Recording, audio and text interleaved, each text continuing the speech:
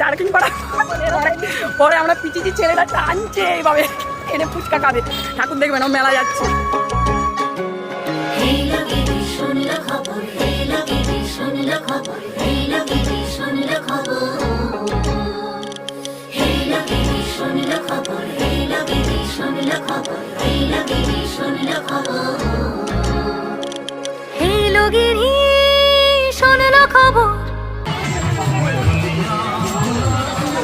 বাবা কি খাবে? খেলোনি বাবা?